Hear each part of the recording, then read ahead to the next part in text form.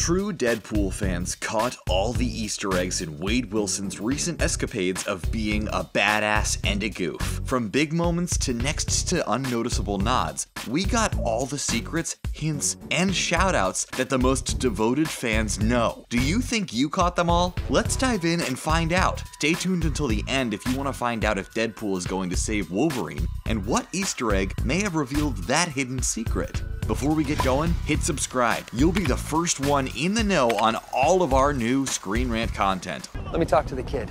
You stay here with your weird secret sex lips.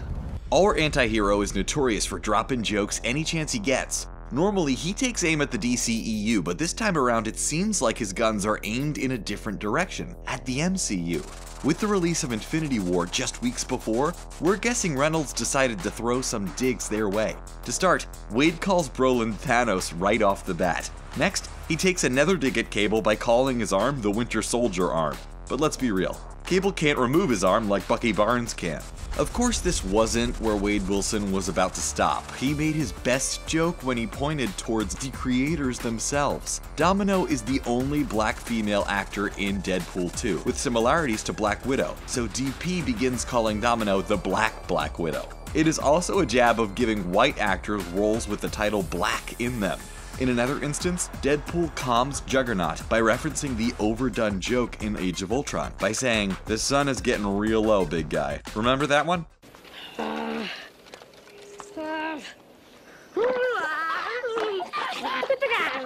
Josh Brolin played an integral role in Deadpool 2, and back in the 1980s he played an integral role in the Goonies. Reynolds was never going to let Brolin get away without referencing the flick that launched him into stardom. When Cable and DP have a face-off on the train, Deadpool says, "Bring it on, One-Eyed Willie."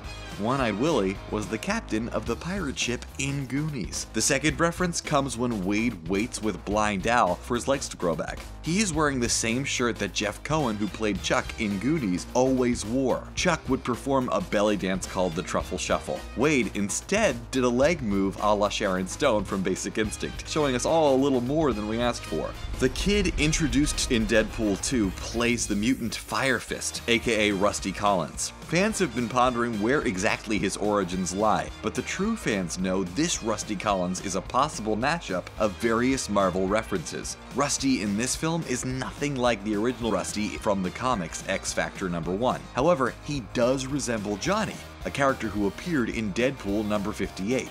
Johnny's a mutant who can't control his fire powers. Of all the resemblances to other characters, it is Evan Saganur, aka Genesis, that seems the most accurate. When Deadpool goes to take out a reincarnation of the villain Apocalypse, the only setback he has is that the reincarnation is a kid.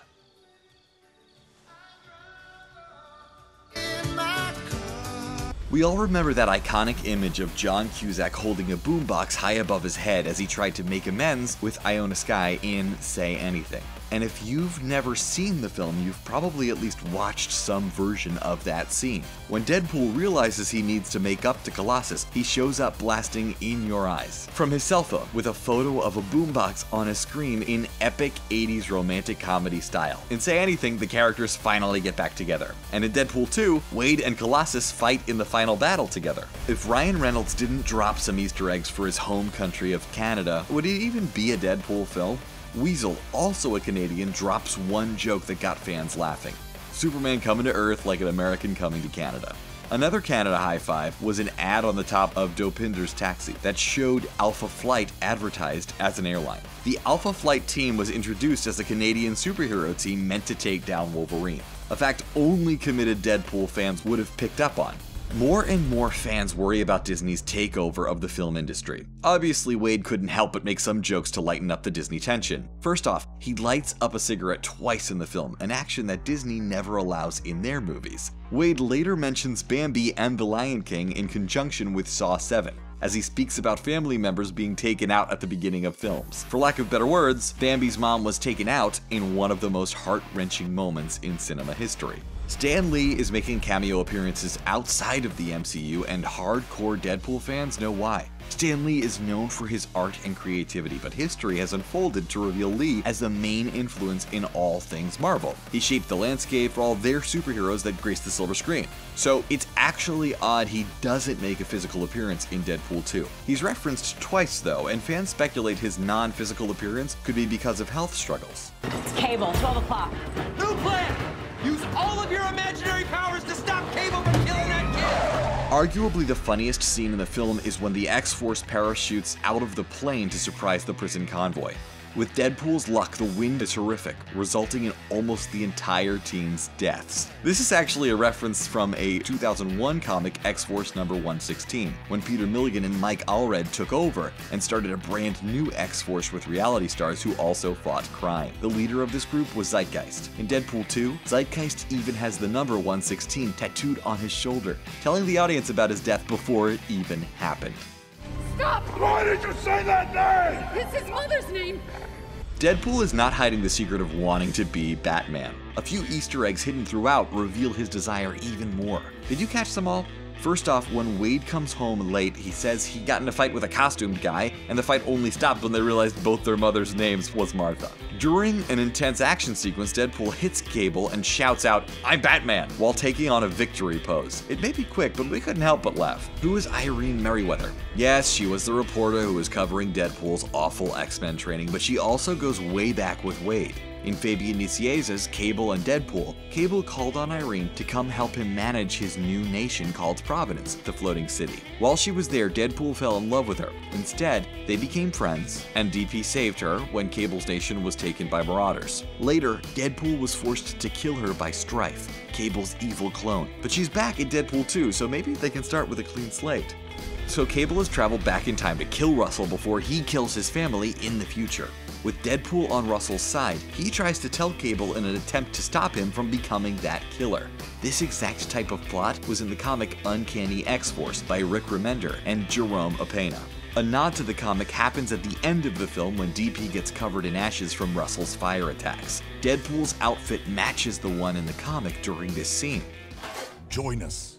Use your powers for good. Heads up. Be a superhero. Daniel Way and Paco Medina had Deadpool join the X-Men in their run of the comics. In this series, Deadpool actually proved himself worthy by taking down Domino. In Deadpool 2, during his training to become an X-Man, he wears a training suit that is the same suit he wore in this series of comics. This Easter egg most likely went unnoticed by most except those hardcore Deadpool fans. Black Tom is first seen in the icebox scene, and he accidentally is shot when Deadpool moves Cable's gun as he fires. In the comics, starting from X-Men number 99, where Black Tom is introduced, Deadpool actually saved Black Tom when Cable is blasting people down with his guns. Leave it up to Wade to purposefully save one guy during one timeline only to accidentally kill him in another. Vanisher was one of the first X-Force LinkedIn team applicants. Deadpool decided to hire him not knowing if he was running late or if he was invisible. Vanisher, played by A-list megastar Brad Pitt, is next seen strapped into a helicopter until he crashes into power lines. Pitt is revealed as he gets fried to death. Originally, Pitt was supposed to play the role of Cable, but due to scheduling conflicts, ended up accepting a cameo instead.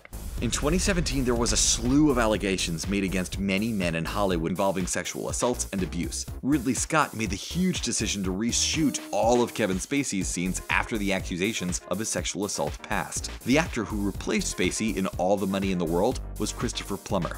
TJ Miller, who plays Weasel in Deadpool 2, faced some of his own allegations, and there was pressure to have him removed from production. Instead, TJ Miller got to keep his role, but filmmakers included a joke saying Plummer respectfully turned down a role in Deadpool 2. My name's Cable. I'm from the future. Just walk away. Cable has one of the most convoluted and complicated backstories in the comics, which makes perfect sense as to why it wasn't covered in the movie. Cable is the son of Cyclops and Madelyne Pryor, who was actually a clone of Jean Grey, created by Mr. Sinister so he could have a child from Summers and Grey's DNA. Pryor ended up turning evil, but Cable's mother still got a nod in the film. In the prison convoy assault scene, there is a sign for an ice cream store called Pryor's Treats. Juggernaut was a major surprise for fans and for Deadpool alike. When Deadpool sees Juggernaut for the first time, he gets totally starstruck and starts rattling off comics he was in. The most notable being Uncanny X-Men number 183, in which Wolverine tricks Colossus to fight Juggernaut. Wolverine was trying to teach him something about being teammates. Of course, in Deadpool 2, Colossus and Juggernaut have a major fight scene, which is a nod to that specific comic. The Vespa scooter is a well-known Deadpool travel device in the comics, when Gail Simone had a run with the series. After Rhino crushes his car, the mercenary had to resort to riding a Vespa. The Vespa became such a part of Deadpool's history, it was on the cover of Deadpool number 68. In the first movie, we see a Vespa in Blind Al's apartment. In Deadpool 2, during the assault prison attack, he uses the Vespa to catch up to the convoy. Obviously that fails, so he takes over another vehicle and he's off. Hey, careful with that Ronnie Millsap. We're downrange. Blind Al's apartment contained a nice nod that was set up in the first film. At the end of the original Deadpool, Wade says to Blind Al that he's hidden 1,600 kilos of cocaine in her apartment next to the secret to curing blindness. In Deadpool 2, Wade lifts up a floorboard to find a ton of cocaine and a bag, which still looks like cocaine, that says the cure to blindness on it. That's a cute payoff from the first film. Rob Liefeld, the creator of Deadpool, always gets a shout out in the films. Deadpool was meant to be the least famous of his new creations in the New Mutants comics, but ended up being the most popular. During the film, Wade jokes with Domino about her luck powers. He says, "What kind of maniac would come up with a character like her?" DP finishes off the jab by saying whoever it is, they probably can't draw feet. Rob has always made fun of how he draws feet in his comics. And please don't make the super suit green. Or animated. You hardcore fans out there may not have picked up on this one, but not for lack of information. Just because it was never in the comics. Ryan Reynolds met Make-A-Wish Foundation child Connor McGrath because of Connor's love for Deadpool. They became friends, texted, called each other Bubba and Bubba 2, and in the scene where Vanessa and Deadpool throw possible kid names back and forth, Wade is insistent on Connor, which is Reynolds' tribute to Connor, who sadly passed away.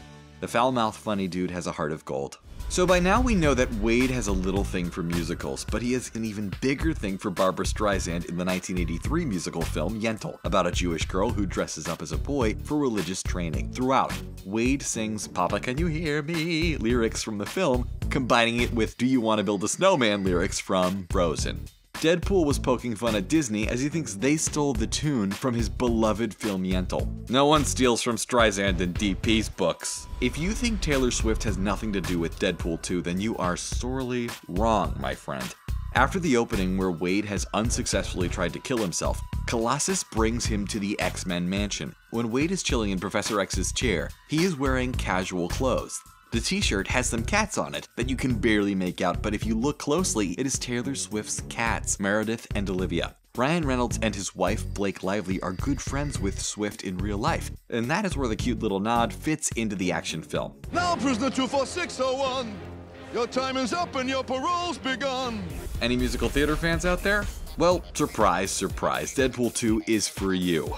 Wade Wilson draws the plan for X-Force with crayons in a nod to Baby Driver, but Baby Driver used a chalkboard. Anyways, back to musical theater. On the drawing, Russell is labeled as prisoner 24601, which is the same number as Jean Valjean from the musical Les Miserables, which was made into an Oscar-winning film in 2012. On top of that, Hugh Jackman played the role of Jean Valjean. Is DP trying to tell the audience he intends to rescue Wolverine from his passing in Logan? I have both type 1 and 2 diabetes. As it turns out, we are looking for someone with diabetes. Peter's your man. So many secrets hidden in Deadpool 2. Which was your favorite Easter egg? Are there any ones you saw that weren't on the list?